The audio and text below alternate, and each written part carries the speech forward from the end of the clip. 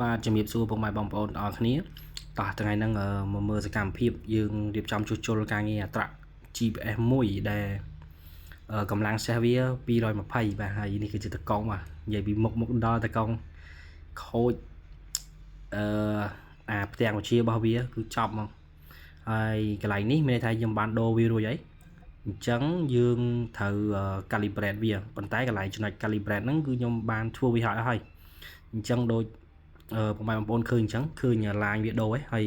យើងមើលទៅលើអ៊ីនធឺណិតនិងសេវាបេសរបស់វាគឺវា full ហើយយើងអាចធ្វើការបានអញ្ចឹង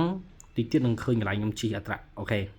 នេះមានន័យថាក្បាលរងការងារ tractor របស់យើងគឺយើងអាចប្រើមួយកោចកូដបានហើយ